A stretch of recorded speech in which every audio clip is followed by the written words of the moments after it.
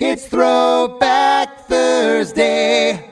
Hey everybody, this is Chris DeMakes, a podcast producer, Chris Fafalius, and I'm here to bring you all another Throwback Thursday episode.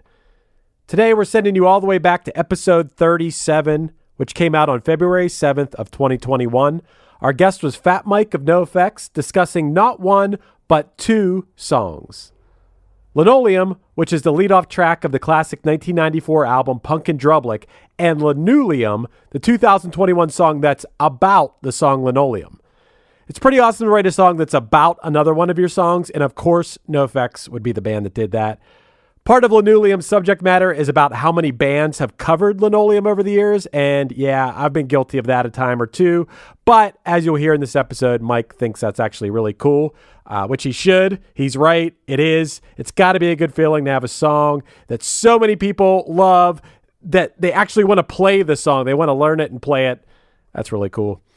And as you'd expect, Mike is really funny in this episode. So yeah, perfect Throwback Thursday material. So I won't hold you up any longer here. Let's get in the DeLorean and head all the way back to February of 2021 for episode number 37 with Fat Mike.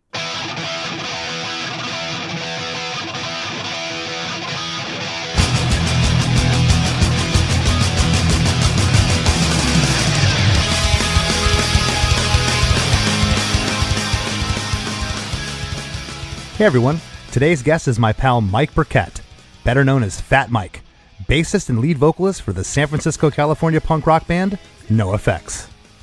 Mike and I discussed two songs today, the first being Linoleum, arguably one of the most well-known NOFX songs. The track, which is taken from their 1994 platinum-selling album Punkin' Drublic, has been covered by over 700 different artists and remains a live staple in the band's repertoire to this day. We talk about how there is no chorus in the whole song, and basically it's just one long verse and a bridge. Then we jumped into the sequel to Linoleum. Written more than 25 years later, Linewleum is a fresh take on the original, keeping several key elements of the former song, but adding so many new twists and turns that it becomes its own animal and stands alone as its own song. Mike enlisted the help of Avenged Sevenfold and their two-guitar attack that provided some crazy solos to the track. The lyrics of Linewleum specifically talk about putting Linoleum to rest.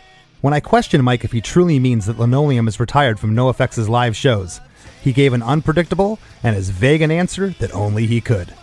For all this and much more, don't touch that dial. Hey, hey, have you heard? Chris DeMakes a podcast. Hey, hey, have you heard? Chris DeMakes a podcast. Hey, hey, have you heard? Chris DeMakes a podcast. Hey, hey, have you heard?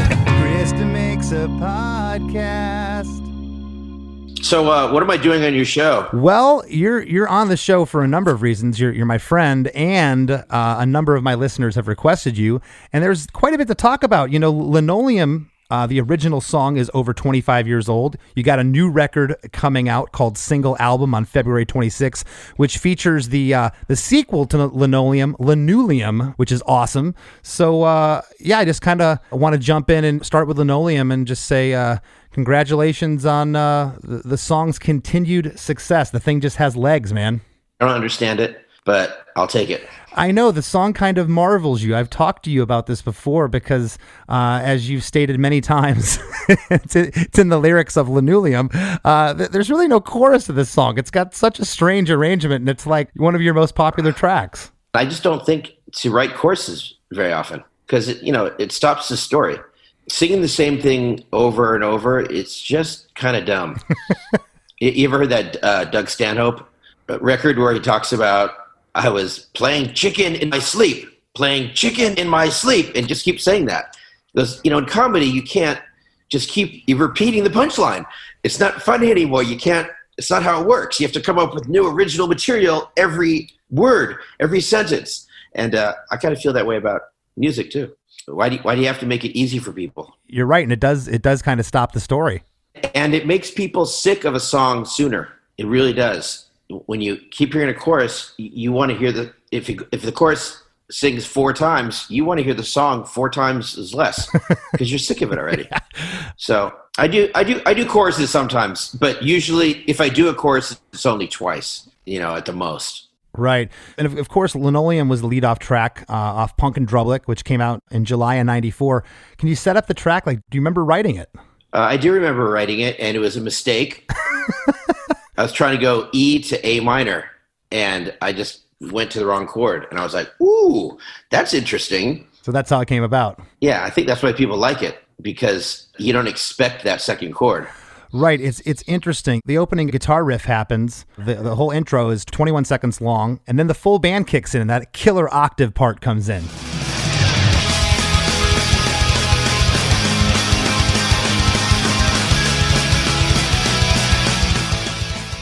It's just so catchy, and it's just so you guys.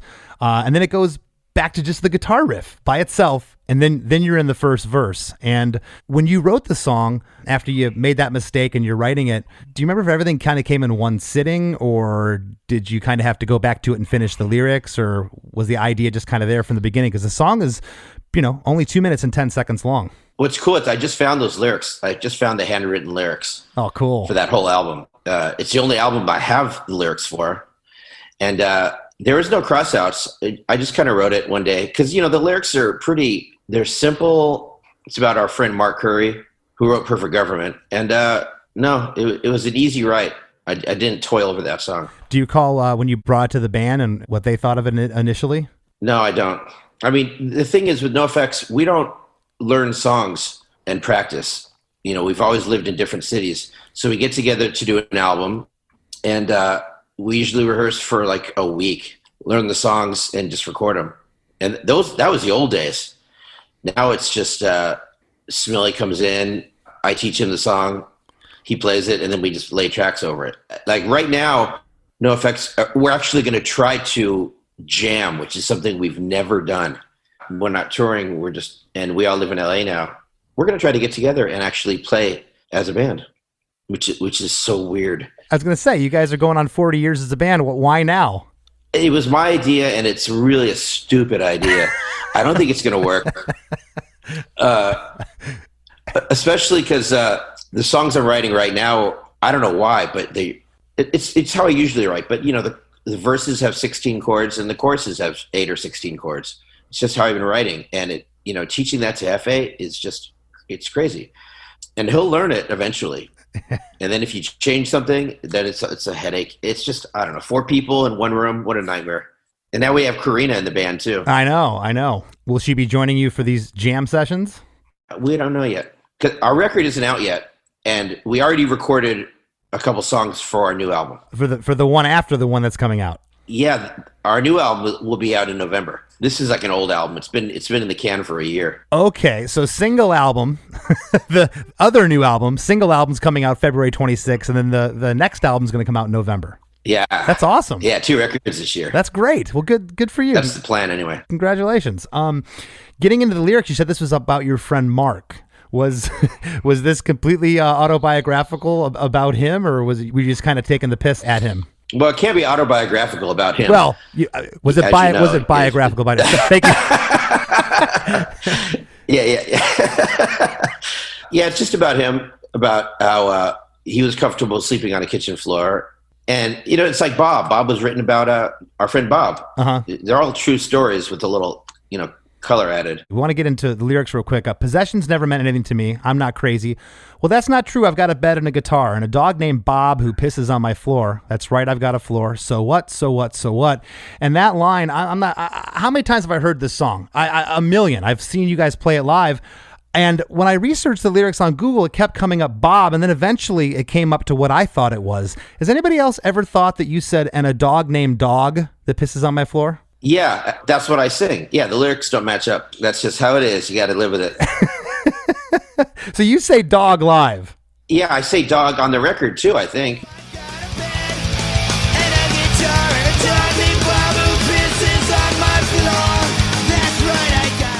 Or I don't know, but I know that the lyrics don't match. Okay. On the record, I'm hearing. Oh yeah, I think I sang Bob. Yes, but the lyrics are a dog named Dog. Well, I looked at a dog named Dog is better. Okay.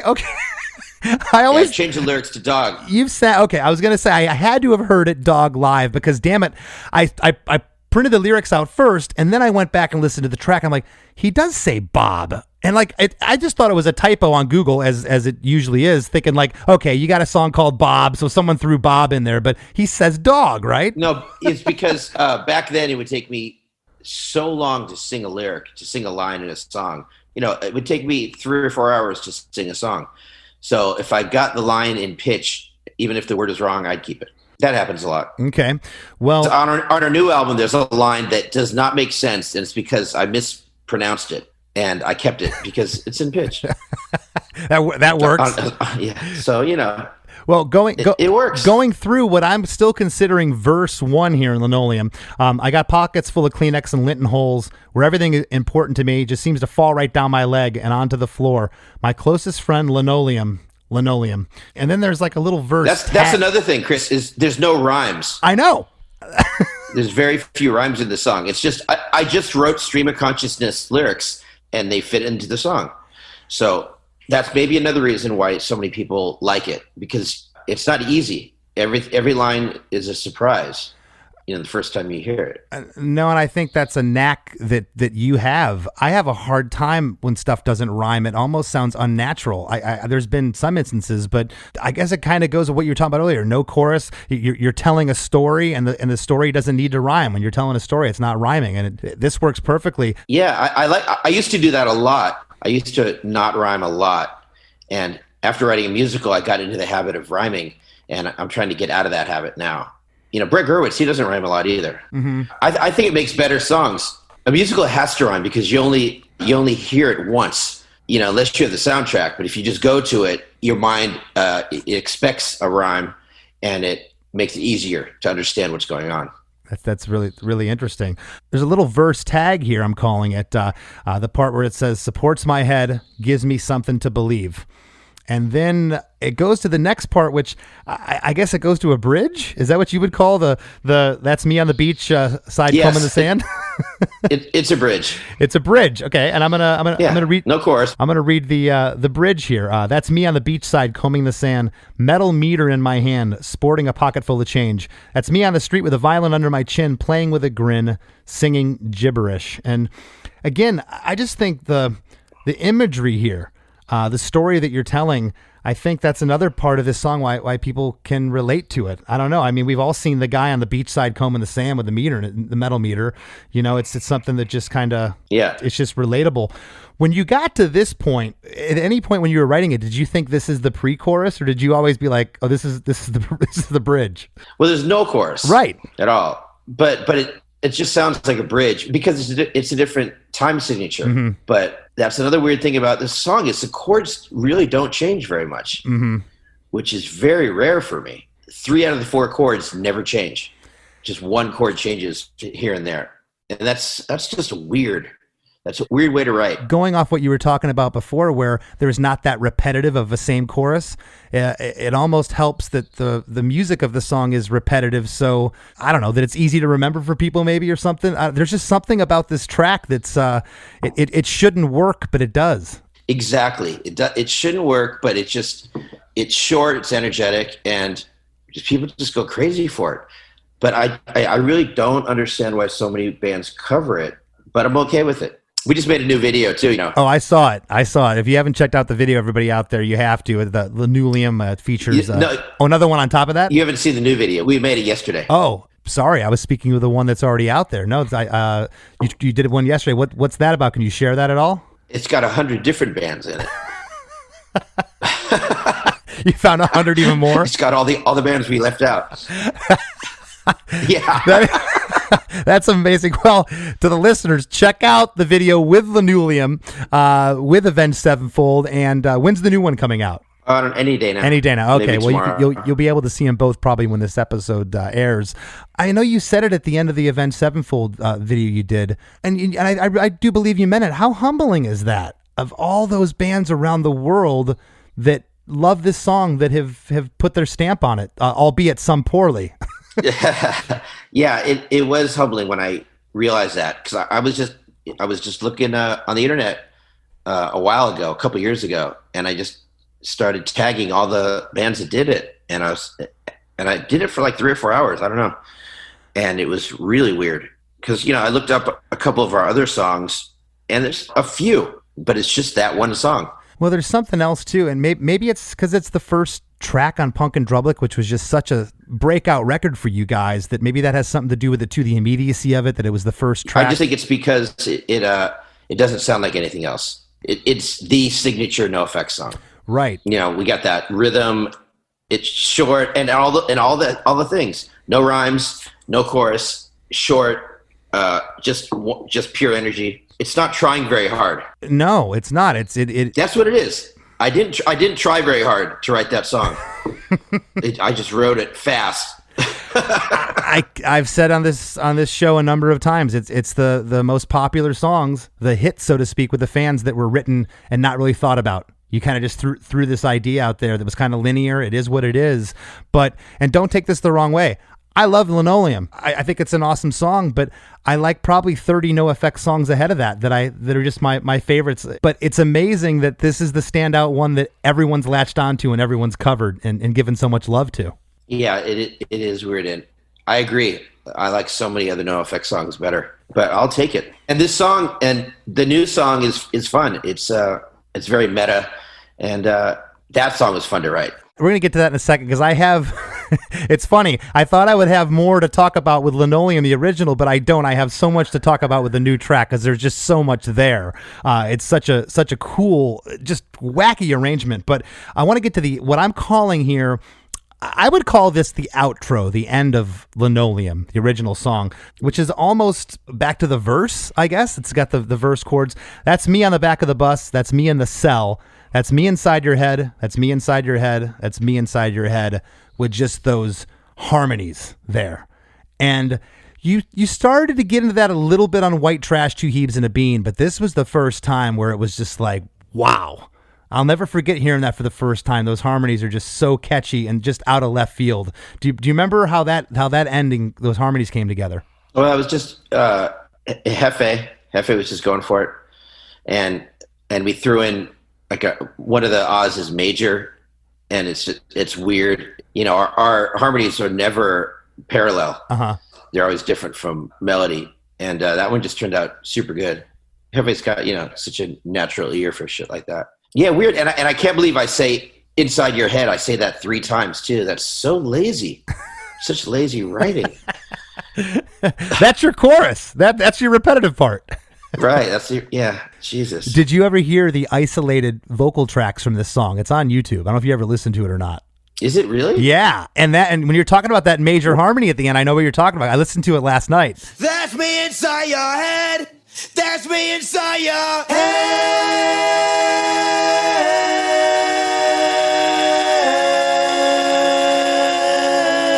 That's me inside your head. And that one you're talking about, it's like a low growl that Hefe does. It's like you can really hear his growliness coming out in his voice. And his other ones, like the high harmony that's super smooth. It's really neat. Oh, I want to listen to that. I had no idea. I guess Ryan Green put that up online at some point. Yeah, possibly, yeah. It's a weird record. It's also, we had a weird guitar sound. We used this crazy amp. It's a metal guitar sound.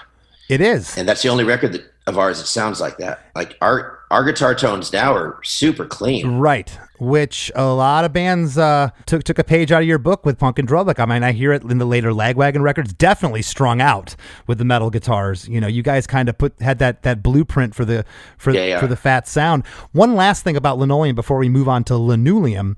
Ryan Green, what do you remember about Ryan with this song in particular? Did he bring anything to the table, or did he just kind of record it as the idea that you had? But yeah, he came up with a lot of production ideas later on in our career. Not on that record. That record was recorded super fast, and he wasn't supposed to be the producer engineer. It's supposed to be Donald Cameron, but Donald was in rehab, so we just hired Ryan like a week before. He was a demo engineer, right? Because Donald did White Trash and Longest Line, and we'd worked with him a lot. So you kind of met Ryan Green by default then. Yeah, he was a demo engineer. Like bands would go to EMI studios and just record demos, and Brett recorded a few songs there, and he goes, I know this guy. So it just happened really fast, and we recorded a lot of it at EMI studios too. Okay, yeah, because it said it was recorded at West Beach Recorders. Just drums. Oh, just the drums were. Okay.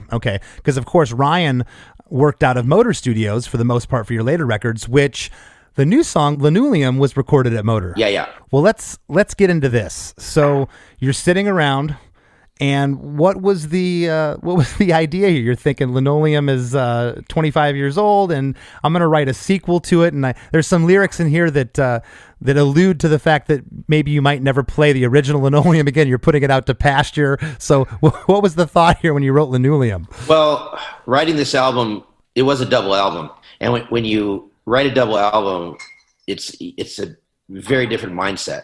And I'm just trying to write original material, original songs that no one's ever heard before, subject matter. And I put all kinds of stuff on this double album that I don't think anyone's ever done before. This is one of those things.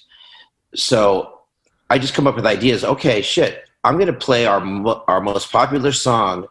The real idea was just changing the chords and the melody, because it fucks your mind up. The first time you hear it, you're like, oh, cool. And then I change the chord, and it goes to the place where it should have gone originally.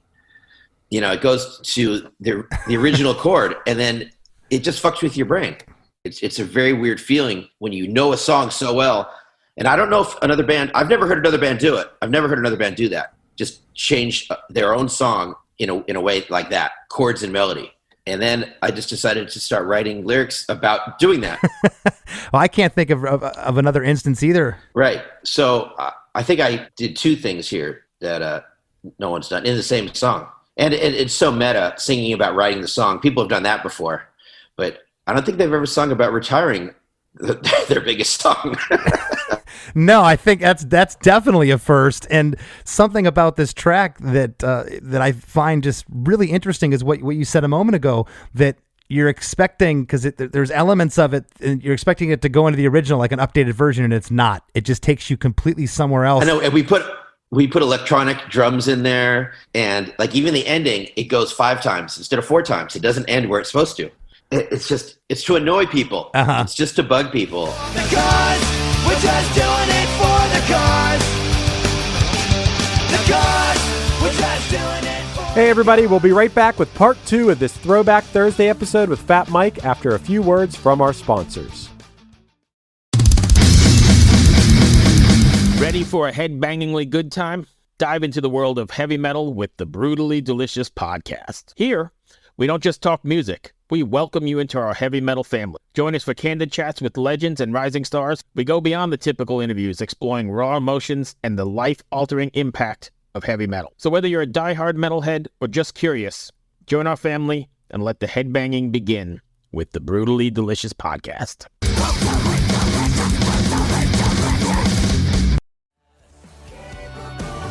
Just in time for your summer playlist. Punchline's new single, Find Yourself, is out now.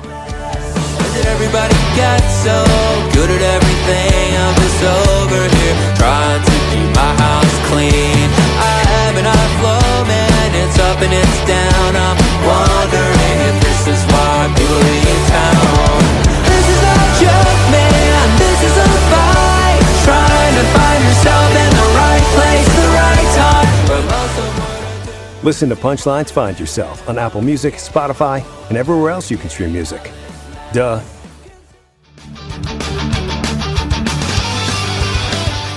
And now, back to the show. Even when the riff happens after verse 2, it's only half of the riff earlier in the song. Yeah. Dun, dun, dun, dun, and then it's like knee jerk. It kind of makes you go, "Whoa, what was that?" And it's really cool. cool. The drum rolls are just so weird.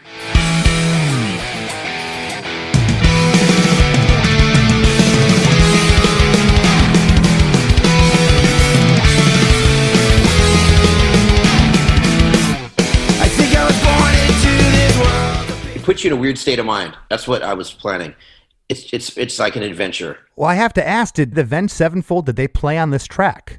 Oh yeah. The funniest part of this was I called them up and I said, "Do you guys want to play on our new song? We redid Linoleum." And they're like, "Hell yeah, that'd be awesome," because they used to cover it.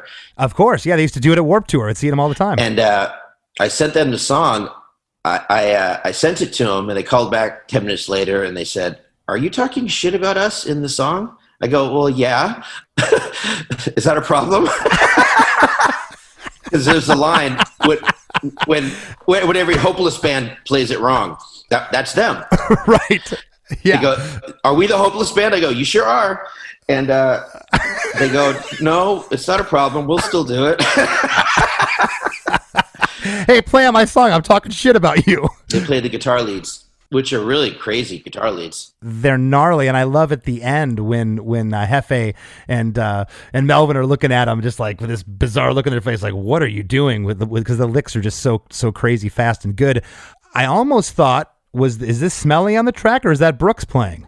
Oh, it's Smelly. Unreal. The drum fills are so crazy, and I thought for sure, no offense, Smelly is amazing. I thought for sure that Brooks had a hand in this because, okay, let's back up. The beginning of the song no song ever took Smelly so long to play because I wanted the rolls to be super crazy, and I worked on a lot of it on a keyboard, keyboard drums.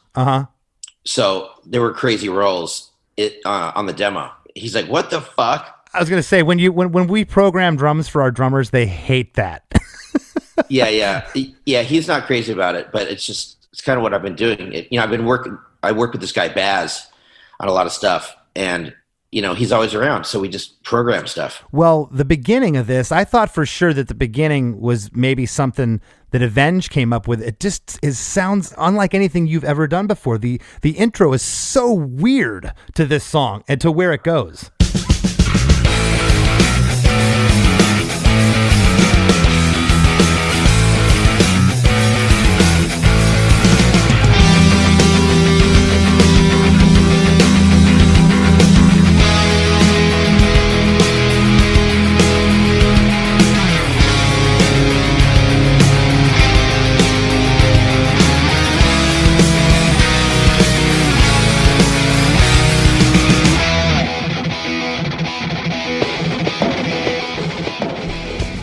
Yeah, it is weird. It is weird because it sounds like Linoleum, but it's so slow and dirgy and weird.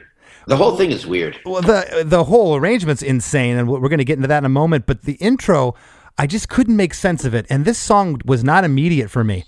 I didn't get this song till probably the 5th or 6th listen, and now I love it. At first, it was just kind of like, I don't really get this. And now I get it from the standpoint of, yeah, it's supposed to be weird. It's supposed to be out there. It's supposed to be, and the lyrics are hilarious. If you listen to Linoleum now, it's weird. Now, when you listen to the original, that sounds weird. Yeah, true. When I was A-Bing these, it's like they're kind of the same song, but they're not. Linoleum is 1 minute and 10 seconds longer than Linoleum. The track clocks in at 3 minutes and 19 seconds. The intro is 29 seconds, and then the original guitar riff comes in. Okay, and you think, okay, they did this little intro, kind of harkens back to the original, and now the riff comes in, and then it just goes anywhere but where you think it's going to go. 40 seconds in, we're into the first verse. Intellectual property never meant anything to me, so I'm not crazy for trying to pimp out a classic song. At 25 years old, it's the humane thing to do, even though we know you think it's wrong. But after 700 covers and 1,800 shows, and because it's the song that Colombians love to hum, no rhyme there, we voted to pull the plug and euthanize Linoleum. So I am rhyming in this song. A little bit. You saying you're going to euthanize the song? Yeah, that's in Backstage Passport. In Backstage Passport, we didn't get to play that show in Bogota, and there's that bar where all the kids are singing Linoleum, which that was just heartbreaking. So that's what I mean there. That's really cool. And euthanize, as well as anyone, you've probably played more shows than NOFX, playing the songs that you have to play every time. It just gets a little old. Is there real consideration to putting this song out to pasture, the original? Oh sure. So you're going to give him Linoleum? If we can. Well, we tried to practice Linoleum and it didn't go over well. So if we can actually figure out how to play it right, then they get Linoleum. Well, I'm going to tell you something. I'm not kidding. I thought that because Avenged Sevenfold was in the video that they played this track until we get to the next part. Dun, dun, dun, dun, dun, dun, dun. I'm like, that's Mike. That riff. That riff is so freaking cool, man. It's such a total departure and a crazy time signature turnaround. And you get 2 lines. I think I was born into this world to piss people off. And then there's just this breakneck turnaround where, holy shit, now you're in verse 2. Yeah, it's not the right amount of the measure is not even. It's like a 7.5 count instead of an 8 count. Yeah, it shouldn't work. I'm listening to it, and I had to rewind it like 4 times ago. It doesn't work, but it does. You have to get used to it. I think I was born into this world to piss people off, so I'm doing what no smart man never would. It's just another thing in the song that was supposed to be annoying. And when you do stuff on keyboard drums, it's easy to do that. And you just got to listen to it a few times. Yeah, like I said, you want to piss off the drummer in your band, program drums on a keyboard and go, hey, can you play this? Because I'm not a drummer. It sounds good on the keyboard, but you give it to a drummer, like that's kind of impossible to play. And I could see where Smelly probably tore his hair out with this one, because that just alone, that section with the time signature you're speaking of, that's one of the craziest turnarounds I've ever heard in a NOFX song. Yeah, well, it took him 8 hours, all in all, to do the song. Wow. So yeah, he was happy. He was stoked, and that's with Bill Stevens in there, you know. Oh, so you got one of the best drummers hawking over you while you're trying to play. Bill really worked it. I could imagine that. Getting into verse 2. So I'm doing what no smart band never would. I'm taking our one well-known song and trying to make it not very good. Yeah, some people would say it's not as good as the first one. I don't know. I mean, it's not, but it's cool. I like the melody a lot. Yeah, it's just, you can't really compare it to the first song only in the context of it. It's a completely different animal. Here's where I was talking about after you say it's not very good, that opening guitar riff happens again, but it's only like half a one, and it just kind of makes you go, whoa, what just happened? And then you're into what I'm calling verse 3. Make it not very good. Linoleum never meant anything to me. Which is probably one of my favorite lyrics in the song. Linoleum never meant anything to me. I never even wrote a chorus, just verses and a bridge. It's like bulldozing a bowling alley for a used record store. Decomposing your best song is sacrilege. But when most hopeless bands play it wrong, and it's in Latigra's best song, and it was the last song that Tony ever played, it's time to put Linoleum out to stud and make sure that it gets laid. Yeah. Going to the glue factory. Yeah. Do you know that Latigra, I wrote that song about Kathleen Hanna, and she responded by putting Linoleum in the first song on the Latigra album.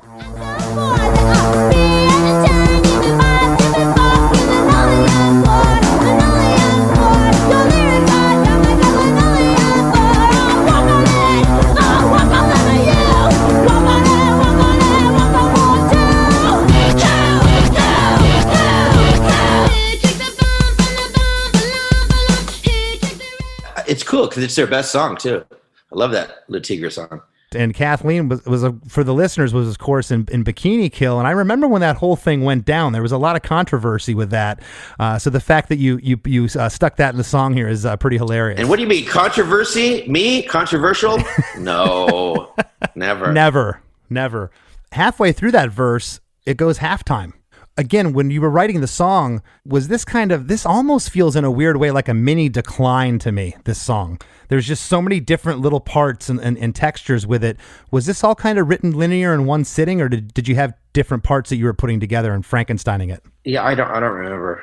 This whole album was written while on a lot of drugs and alcohol. You? It was all late night writing.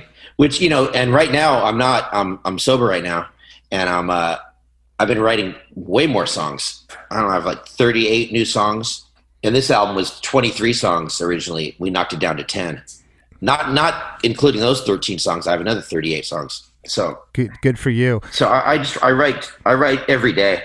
So I don't really remember how it came together, but it's usually like that these days. I put down a cool part, put it on my tape recorder.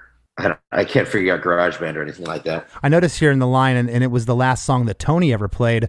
His last show was at the High Dive in Gainesville, Florida, of all places where Less Than Jake is from. And you referenced Tony here, Tony Sly, of course, from No Use for a Name.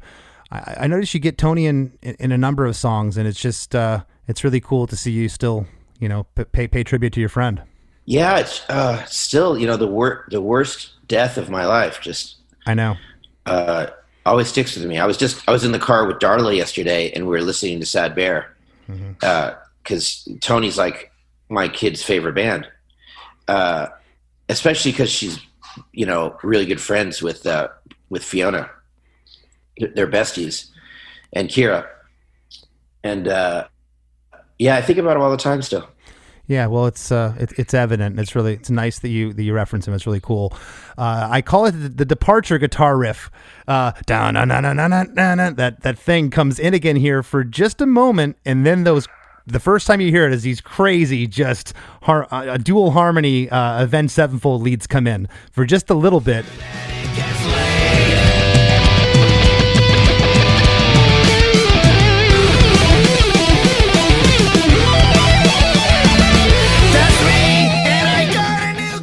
And then we hit what I guess is a bridge part here. It's supposed to be modeled after the bridge, the original one, but the lyrics take a departure. And I don't know what I was thinking with these lyrics. I just kind of go off the deep end. No, this is where the song really gets interesting. The bridge lyrics are, "That's me and I got a new kitchen floor, but I still sleep with a close friend, the leather trunk next to my bed. That's me on the street and I'm walking with my kid. When she told me she knows everything I did because she just finished our book, the NOFX hepatitis book. If you haven't read it, check it out. It's pretty amazing. And then I guess that's Darla that actually says, "Dad." Yeah. Is that her voice? Yeah. She didn't know I did that either. I was recording her at Universal Studios. "Dad," and I used that clip. Dad. What the fuck? What the hell? I don't think she's heard the song still. She hasn't. Well, it's not hard. I'm sure she will. I don't know. I'm scared. So I've never asked you this. Do people at school know who her dad is? Yeah, her friends know who I am. Yeah. But as far as I can tell, none of them have read the book. But yeah, that was the hard part about the book, is that everyone in the band was like, we all have kids. And that's the only reason why we didn't want to put certain parts in the book.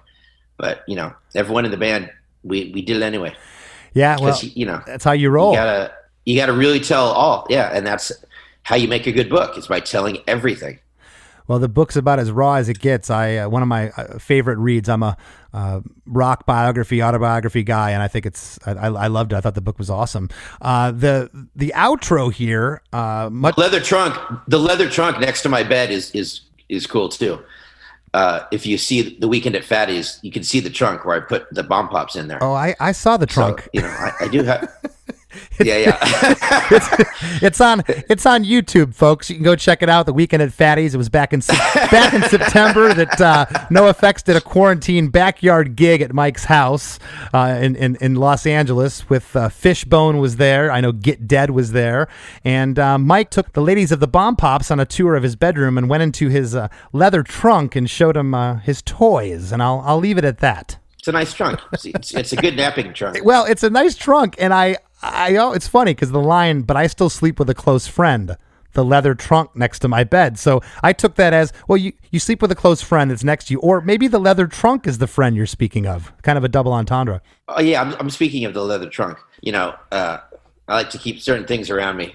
Like I have a leather blanket and leather pillows, and I do not go anywhere without them. I even bring them on the planes. Just I'm that weird of a guy. I'm that much of a fetishist that I like wearing leather or having it around me. It calms me. It's the weirdest thing. I'm so Spectrum. That's good, because you need calming things, especially sure. when you travel as much as we do.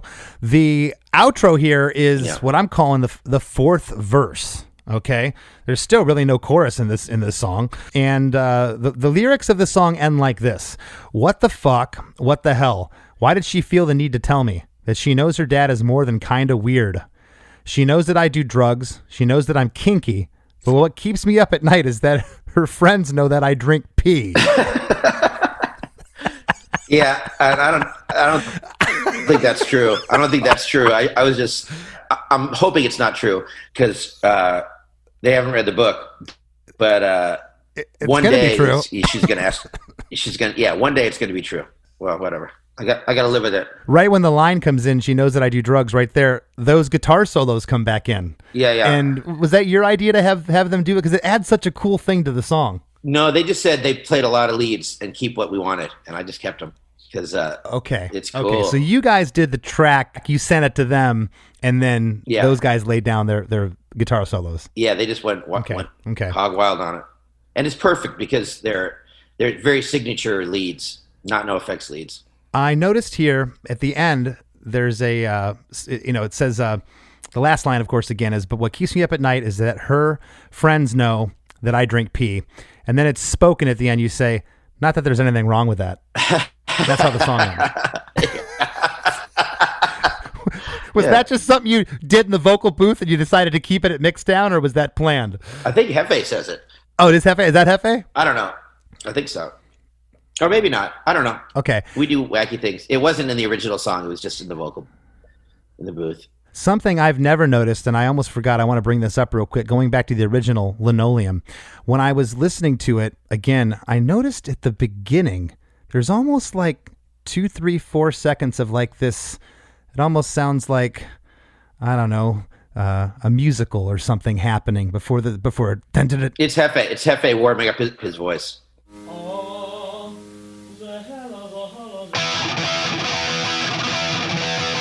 How the hell have I never noticed that? In all the years I've heard this track, it's got to be loud. Yeah, well, I was in headphones the past couple of days, really soaking this song up, and I'm like, what the hell is? I kept rewinding. I'm like, what is that? I've never noticed that before. So that was just something you guys left on the track just for the hell of it? Oh yeah, we do that all the time. There's all kinds of coughs and weird noises. That's really cool. So with Linoleum, at this point, can we get a definitive? We're giving Linoleum a rest. It's out to pasture. We'll maybe play Linoleum at the shows, but you get no definitive anything because we have no idea what we play every night. We really don't. Well, that's always been the beauty. That's always been the beauty. You get up that day and decide what you're going to play, and usually it works great. Sometimes it doesn't work great, as evidenced on the Warped Tours a number of years ago. When I see Smelly walking back from the stage and he's shaking his head, I'm like, "What's up, man?" He goes, "I don't know why he wants to open with that goddamn Herb Alpert song." Yeah, you never know with me. You opened at Warped Tour, and the whole crowd was just like it was crickets. Yeah. For like 2 minutes, and then I think you launch into Perfect Government or Linoleum or Don't Call Me White, and the place goes berserk. Yeah, never give the people what they want. That's my motto. Well, we're getting near the end here. The new album is called Single Album. It's out February 26th.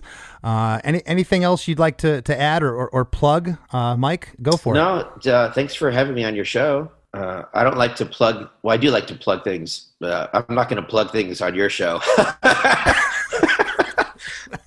I got my own plugs. I got a whole box of them. Thank you. I got a whole box of plugs.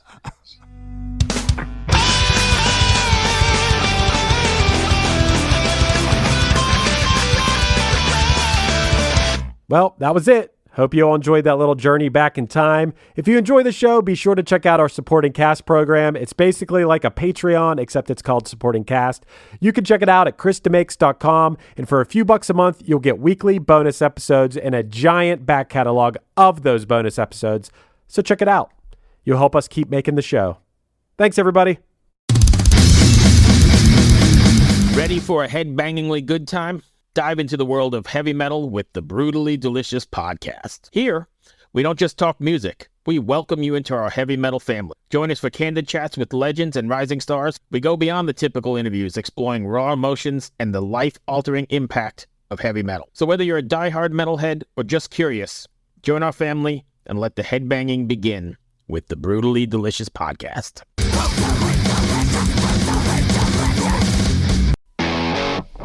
Ever wonder what a punch from Elton John feels like? Or how you'd cope with having turned down the chance to be in Nirvana? Or what signal Keith Richards gives when he wants you to get the hell out of his hotel room? Fans of Too Much Effing Perspective don't have to wonder, because they've heard these exact stories and a jillion others on our podcast. I'm Alex Hoffman, former tour manager for Radiohead. And I'm musician and comedy writer Alan Keller.